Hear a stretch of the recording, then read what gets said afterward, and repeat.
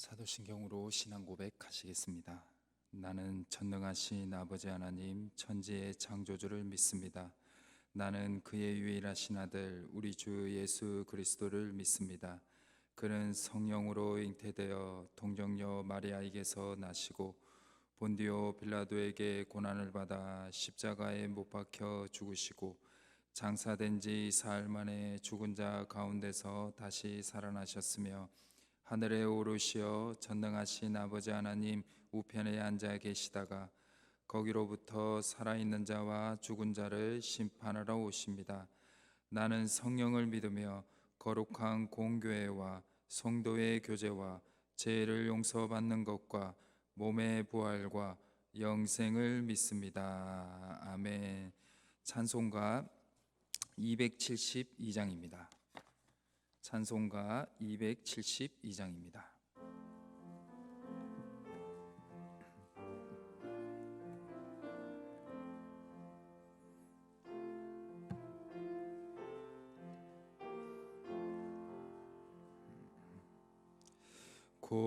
고통의 멍에 벗으려고 예수께로 나갑니다. 자유와 기쁨 베푸시는 주께로 갑니다. 병든 내 몸이 튼튼하고 빈궁한 삶이 부해지며 죄악을 벗어버리려고 주께로 갑니다.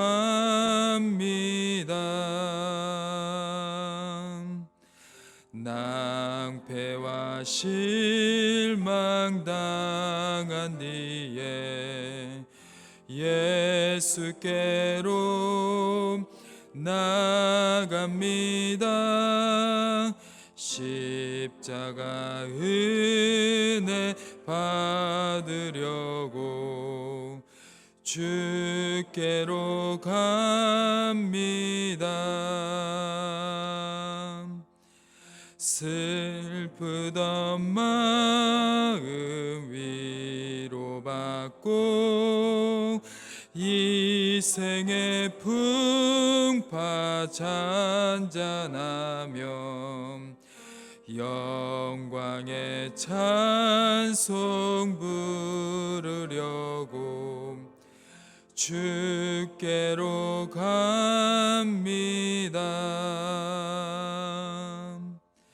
교만한 마음을 내버리고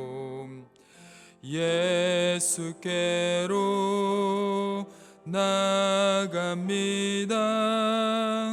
복되신 말씀 따르려고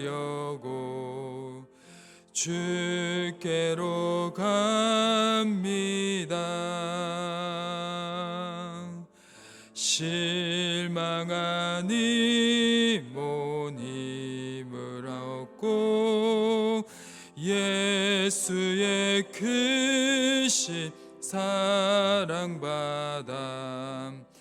하늘의 기쁨 맛보려고 주께로 갑니다. 죽음의 길을 벗어나서 예수께로 나갑니다. 영원한 집을 바라보고 주께로 갑니다. 멸망의 포구 헤어나와 평화의 나라 다다라 올라서 영광의 주를 배우려고 주께로 갑니다.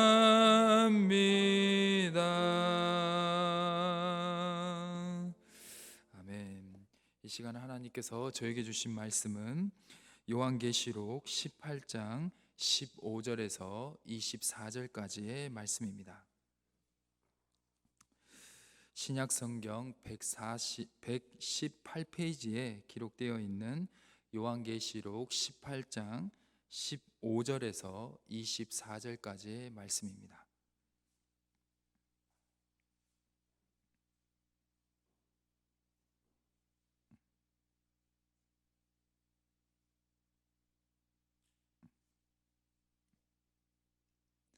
네, 요한계시록 18장 15절에서 24절의 말씀을 우리 한 절씩 교독하도록 하겠습니다. 바벨론으로 말미암아 치부한 이 상품의 상인들이 그의 고통을 무서워하여 멀리 서서 울고 애통하여 이르되 화이또다 화이또다 큰 성이여 세마포 옷과 자주 옷과 붉은 옷을 입고 금과 보석과 진주로 꾸민 것인데 그러한 부가 한 시간에 망하였도다. 모든 선장과 각처를 다니는 성객들과 선원들과 바다에서 일하는 자들이 멀리 서서 그가 불타는 연기를 보고 외쳐 이르되 이 큰 성과 같은 성이 어디 있느냐 하며 티끌을 자기 머리에 뿌리고 울며 애통하여 외쳐 이르되 화이또다 화이또다 이 큰 성이여 바다에서 배부리는 모든 자들이 너의 보배로운 상품으로 치부하였더니 한 시간에 망하였도다. 하늘과 성도들과 사도들과 선지자들아 그로 말미암아 즐거워하라. 하나님이 너희를 위하여 그에게 심판을 행하셨음이라 하더라. 이에 한 힘센 천사가 큰 맷돌 같은 돌을 들어 바다에 던져 이르되 큰 성 바벨론이 이같이 비참하게 던져져 결코 다시 보이지 아니하리로다.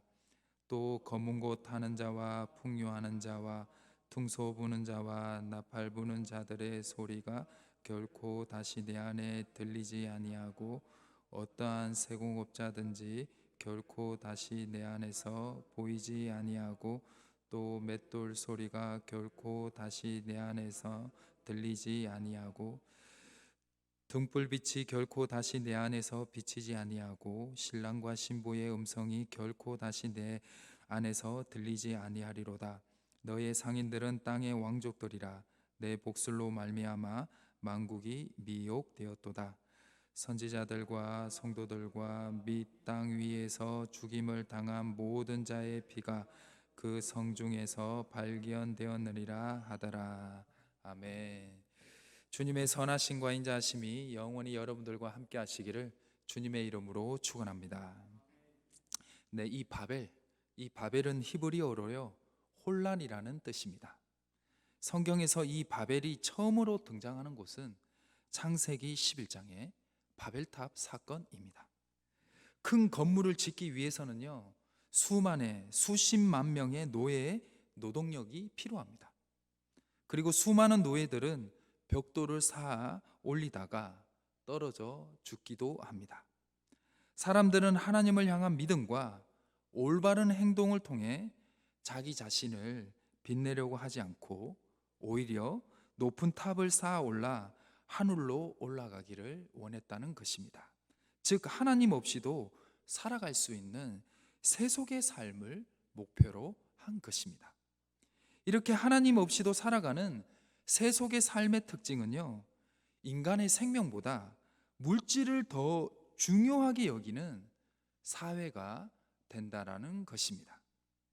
전설에 의하면 이 바벨탑은요 가장 높은 곳까지 올라가기 위해서는 몇 시간이 걸렸냐? 1년의 시간이 걸렸답니다. 그러니까 바벨탑을 얼마나 높이 쌓아 올렸으면 1년을 걸려야 그 바벨탑 꼭대기까지 올라갈 수 있었다라고 합니다. 그리하여서 인간보다 벽돌이 더 가치가 있는 세상이 되었다라는 것입니다.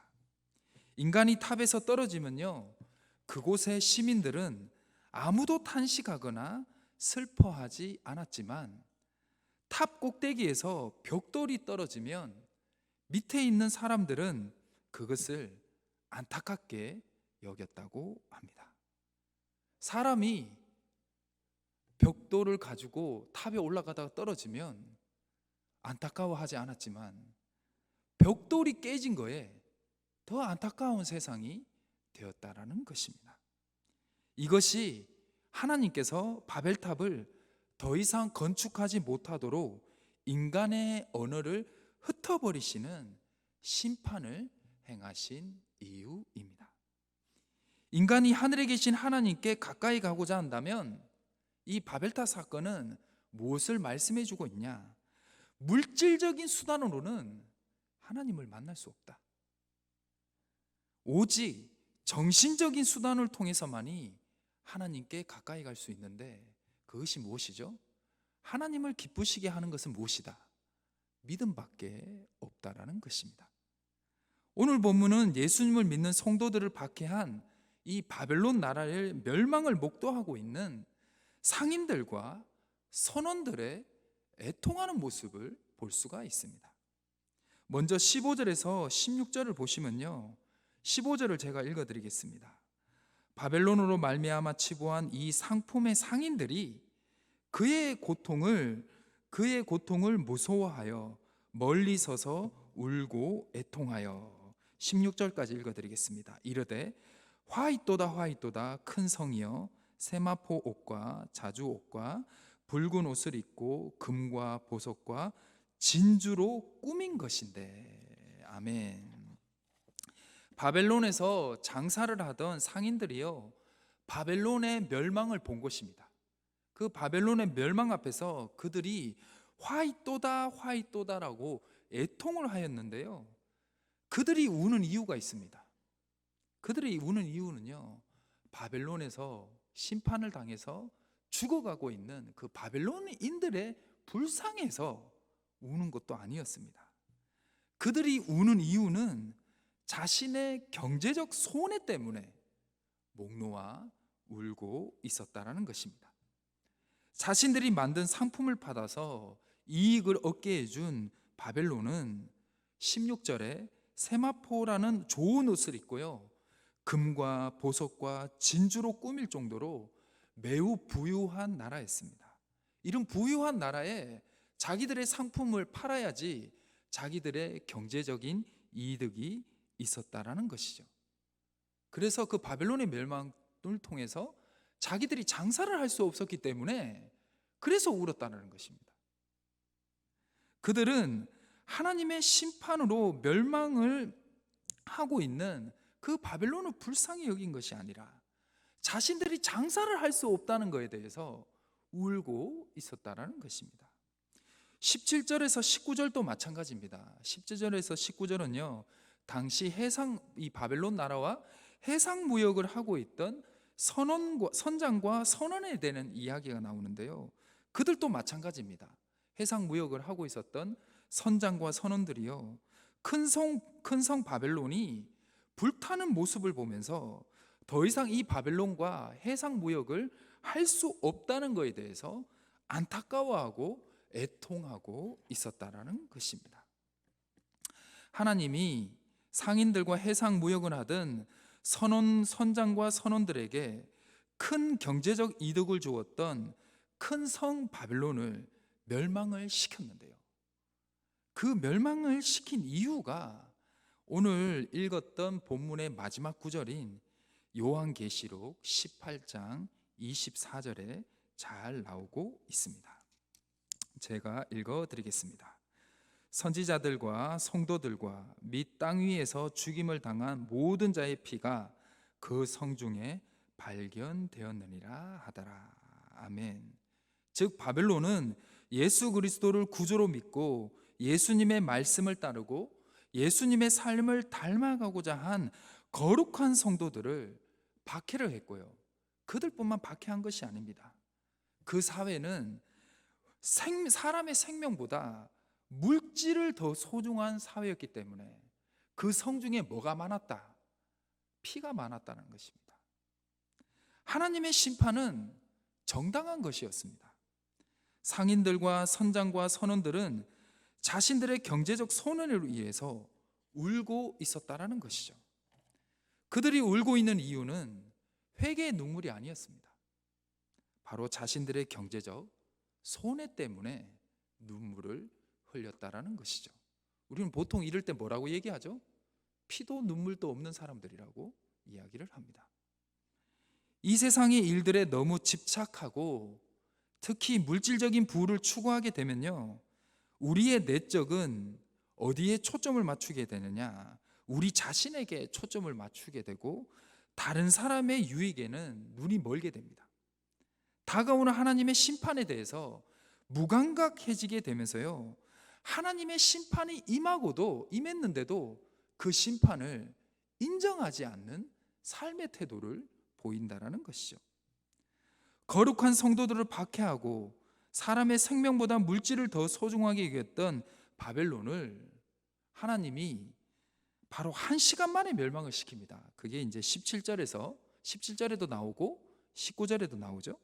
하나님이요, 그 찬란했던 사람들이 좋은 명품 옷을 입고 있고 금과 보석과 진주들로 주렁주렁 너무나 흔히 발견할 수 있는 바벨론을 바로 한 시간 만에 멸망시키는 모습을 보여주고 있는데요, 그 모습을 보았던 상인들과 선원들은 자신의 죄를 뉘우치고 회개하는 것이 아니라 자신의 경제적 손해 때문에 그 경제적 손해 눈에 몰아서 회개의 기회 또한 놓쳐버렸다라는 것입니다. 생명보다 물질을 더 소중하게 여기는 사회가 바로 바벨론 사회였고, 바로 이 당시 예수 그리스도를 믿는 그런 성도들을 박해했던 그 당시 로마를 이야기하는 것이죠. 그런데 우리는 한번 굳이 곰곰이 생각 안 해도 됩니다. 이러한 사회는 어떤 사회죠? 바로 우리가 뉴스와 수많은 기사들을 통해서 현재 우리가 살고 있는 바로 사회라는 것을 알 수가 있습니다. 우리 사회는 점점 이 성경에서 얘기하고 있는 바벨론화 되고 있다는 것을 확인할 수가 있습니다. 이러한 바벨론을 하나님이 어떻게 하셨죠? 하나님이 심판하셨다라는 것입니다. 요한계시록 18장 21절에서 23절을 보시면요, 힘센 천사가 나오는데요, 이 힘센 천사가요, 큰 맷돌을, 이 큰 맷돌은 우리 이제 나라에서 이제 집에서 이렇게 맷돌로 가는 것이 아니라 그 당시 그 지역에서 이 당나귀라든지 아니면 가축으로 이렇게 맷돌을 갈던 큰 맷돌입니다. 엄청 큰 맷돌입니다. 큰 맷돌을 이제 이 힘센 천사가 들어서 바닷가에 던져버리게 되는데요, 그러면 사람이 건질 수 있을까요, 없을까요? 못 건지죠. 점점 사라지잖아요. 그렇게 사라지는 것처럼 이 하나님이 심판하시는 바벨론은 그렇게 된다는 것입니다. 그리고 그 땅에 노래 있고 보석을 세공하는 세공자들도 많았는데 그 노래 소리도, 그 보석을 세공하는 소리도, 그리고 마지막으로 남녀가 결혼하는 그 기쁜 소식조차도 사라지는 그러한 하나님의 심판이 있는 도시가 될 거라는 강력한 메시지를 던지고 있습니다. 그래서 23절의 마지막 부분을 보시면요, 이 상인들이 누구냐는 것을 좀 더 구체적으로 나오는데, 이 상인들은 부유한 왕족들이다 라고 이야기를 하고 있고요, 말씀하고 있고요, 이 왕족들이 또 하나 뭔가 잘못하고 있는 게 있는데, 복술, 즉 마법 같은 말로 통해서 이 세상을 새 속에 물들게 하고 생명보다 물질을 더 소중하게 여기는 세상으로 만들고 바로 성도들을 박해를 했다라는 것입니다. 이것이 그들이 심판을 받게 된 이유였습니다. 우리는 깨달아야 합니다. 우리 오늘 요한계시록 18장을 읽은 부분이 아니지만 우리 저번 주 토요일이었던 18장 4절에 나오는 말씀이죠. 우리는 죄에 참여하지 말고 하나님의 심판을 받지 않도록 십자가의 사랑 앞에 우리의 자신을 점검을 해야 합니다. 데살로니가 전서 5장 2절에서 4절을 제가 읽어드리겠습니다. 주의 날의 밤에 도둑같이 이를 줄을 너희 자신이 자세히 알기 때문이라. 그들이 평안하다 안전하다 할 그때에 임신한 여자에게 해산의 고통이 이른같이 멸망이 갑자기 그들에게 이르느니 결코 피하지 못하리라. 형제들아, 너희는 어둠에 있지 아니하며 그들이 도둑같이 너희에게 도둑같이 너희에게 임하지 못하리라. 아멘.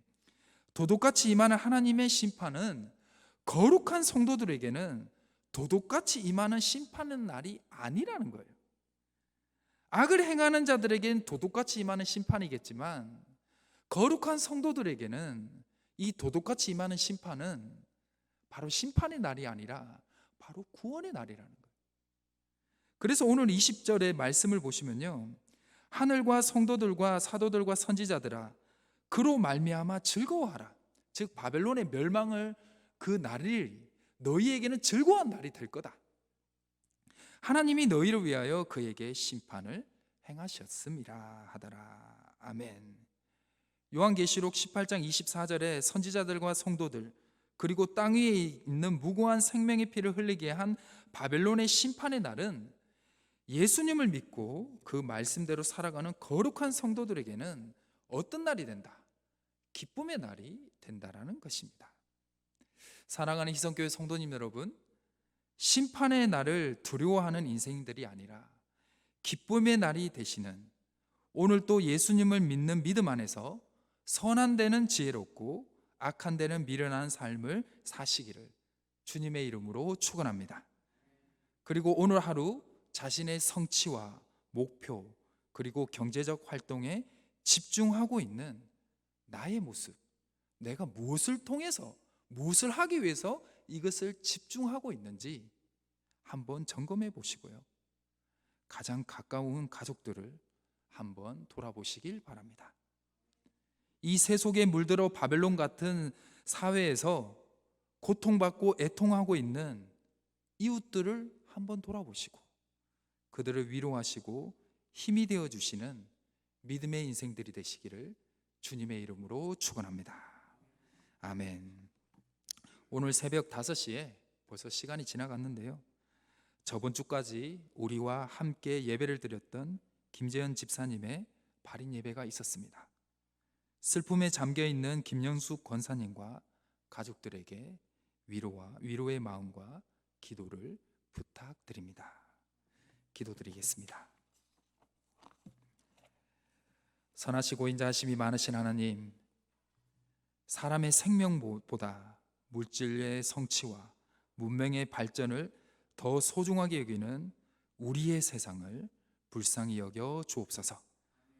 하나님의 심판으로 멸망한 바벨론 같은 이 세상 속에 살고 있는 우리를 보살펴 주시고, 우리가 우리의 죄를 깨닫고 주님 앞에 회개하며 나아갈 때 주님의 크신 사랑으로 용서하여 주시고, 물질의 손해로 눈물을 흘리는 인생이 아니라 우리를 위해 십자가에 달려 죽으신 예수 그리스도의 크신 사랑 앞에 우리의 죄를 자복하며 회개할 수 있는 심령을 허락하여 주옵소서. 도둑같이 임하는 하나님의 심판의 때가 우리의 고통과 슬픔의 시간이 아니라 기쁨의 시간이 될 수 있도록 우리를 구원의 길로 인도하여 주옵소서. 이유를 불문을 하고 이태원에서 자신의 자녀들을 잃은, 가족들을 잃은 부모와 가족들의 슬픔을 위로하여 주시고, 다시는 이러한 일이 일어나지 않도록 이번 일을 통해서 우리 사회와 개인이 큰 깨달음을 얻도록 주께서 인도하여 주옵소서. 한 해가 다 지나가고 있습니다. 원래 우리 교회에 주신 주여 회복하여 주소서라는 말씀을 이루어 주시고, 특히 추수감사절 찬양제회를 통해 우리 서로가 연합하고 일치하고 그리고 즐거움이 있는 시간이 될 수 있도록 남성교회와 여전도회의 준비 과정 중에서도 주께서 함께하여 주옵소서. 수능을 준비하는 수험생들에게 마지막까지 포기하지 않는 믿음과 용기를 허락하여 주시고 좋은 결과가 있을 수 있도록 주께서 인도하여 주옵소서. 여전히 전쟁 가운데 있는 나라들을 돌보아 주시고 그 땅에 평화를 허락하여 주옵소서. 분단된 우리나라를 잊지 말아 주시고 우리 시대의 통일을 볼 수 있는 은혜를 허락하여 주옵소서. 아들을 잃은 김영숙 권사님의 마음을 위로하여 주시고 천국에 먼저 올라간 김재현 집사님에게 수고하였다 아들아라며 칭찬하여 주시며 우리 또한 천국에서 다시 만날 수 있도록 주님을 향한 믿음을 굳건히 붙들어 주옵소서. 몸과 마음이 아픈 성도님들이 있습니다. 그들을 돌보는 가족들도 있습니다. 주여 보살펴 주시며 주여 그 어떤 기도보다 가족의 아픔을 위한 기도와 가족의 구원을 위한 기도를 들어주시고 그들의 흐르는 두 눈물을 닦아 주옵소서. 오늘도 주께서 함께해 주실 줄 믿사오며 우리를 구원하시고 사랑하시는 주 예수 그리스도의 이름으로 간절히 기도드립니다. 아멘. 각자 개인 기도하는 시간을 가지겠습니다.